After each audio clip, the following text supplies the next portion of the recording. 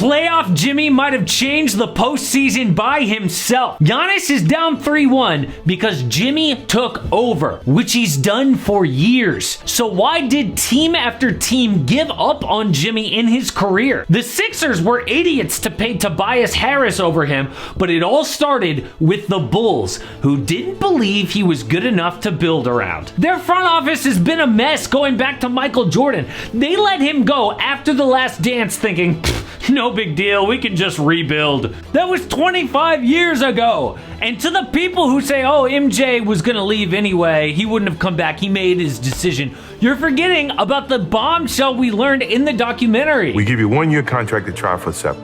Would I sign for 1 year? Yes, I would have signed for 1 year. We could have won 7. So the GM Jerry Krause gave up 5 years later in 2003, replaced with John Paxson. He made a decision nobody talks about that ruined the franchise.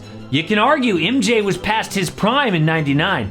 That's the opposite of his son, Jimmy Butler. He's not really his son. That's a different channel. The Bulls let go of a two-way all-star in his prime? Since when did teams do that? Since then, Jimmy Butler snapped the 13-year playoff drought of the Timberwolves, took the Sixers within a Kawhi shot of a title run, drugged the young Heat to the finals, was one shot away from another finals last year. The Bulls have one playoff win that entire time. Trading Jimmy Butler was the nightmare turning point after Michael Jordan.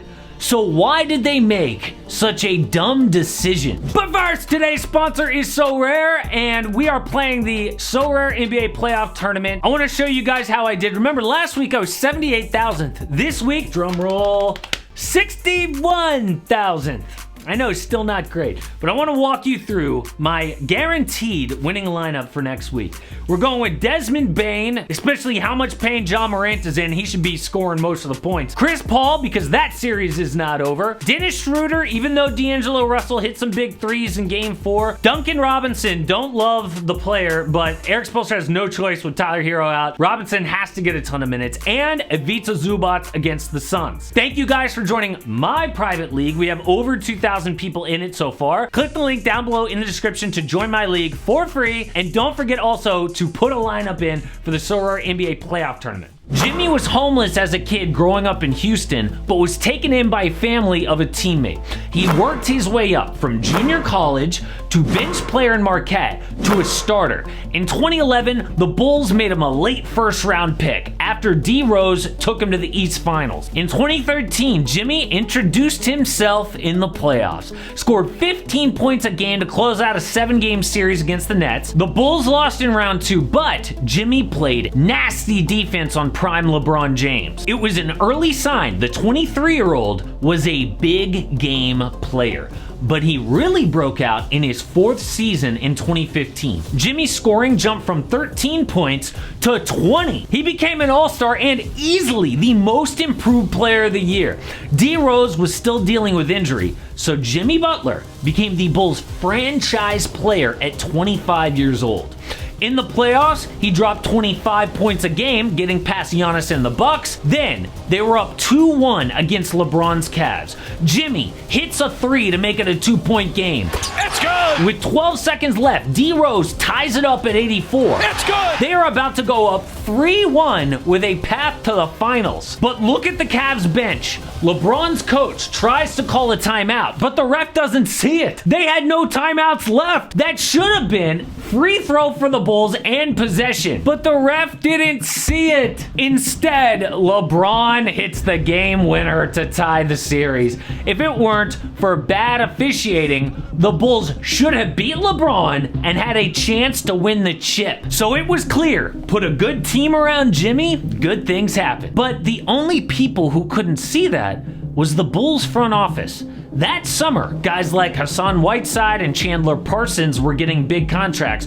Jimmy got paid the same as Enes Kanter. Seriously. The next year, they let go of D Rose and Joakim Noah to build around Jimmy Butler. This was their chance to put a quality roster around their young star. But instead of going with young talent or waiting to get a great free agent, they signed old D Wade and Rondo. What? On top of that, the locker room fell apart. After a bad loss to Atlanta, Jimmy and Wade called out the young players for not caring enough. So Rondo fired back at them on IG. Jimmy criticized Fred Hoiberg for not coaching them hard enough. It was reminiscent of when he questioned D. Rose's work ethic. Pretty soon, the media labeled him as a cocky locker room cancer. So that offseason, the Bulls traded Jimmy to the T-Wolves for Zach LaVine, Chris Dunn, and Lauri Markkanen. The idea was to end the old era and give the new coach his own guys. They chose Fred Hoiberg over Jimmy Butler.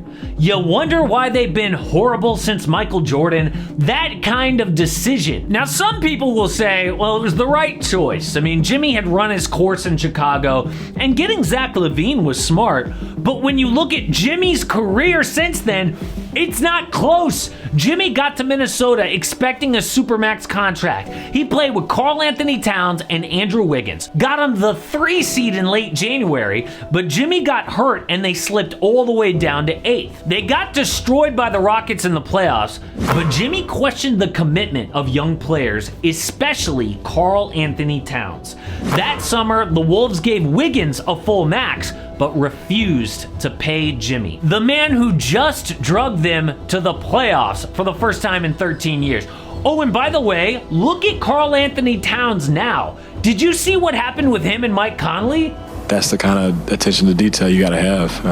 You can't just go home and play video games. Like, this is the time to do a little extra work. What's good? He said not to do that. Jimmy was right years before anyone. So he demanded a trade before training camp. At practice, Jimmy beat the starters with the backups and called them out to their face. They finally dealt him to Philly, where he finally found a best friend. Him and Joel Embiid loved to work hard and get in your face. But Ben Simmons was the opposite. Jimmy called out Ben for being soft years before the entire world found out. So he told Philly, it's either me or Ben Simmons. And they chose Ben. For some reason, every step along the way, whenever Jimmy called out dysfunction, he was right, but then he's the one to get traded. It's a classic case of your draft perception sticking with you. I mean, Jimmy was always thought of as an underdog, not elite, even though once he was established in the league, he proved the scouts wrong. But teams always picked the other guys ahead of him because of that bias. But it all started with the Bulls. And on the 6-year anniversary of trading Jimmy, he did this. LaVine on him. Butler spins. Nothing there. Butler space. The Bulls say they're going to run this team back because, honestly, they have no other choice. They have no picks to trade. They have no cap space. They're in basketball hell, and it can all be traced back to the awful decision to trade Jimmy Buckets. Just look at this series against the Bucks. Even before Giannis got hurt, Jimmy led Miami to a Game 1 win with 35 points and 11 assists. Not known as a great three-point shooter, but he knocked down all 4 treys in Game 3 for 30 points. They won. Why? Because in big games, playoff Jimmy is a thing. But the worst part, the Bulls saw that exact pattern and still didn't believe in him. When they had the chance, they blew it with stupid signings of D. Wade and Rajon Rondo. Speaking of trades, things don't look good for Trae Young and Atlanta right now, and there are rumors Trae just played his last game in a Hawks uniform. Check it out.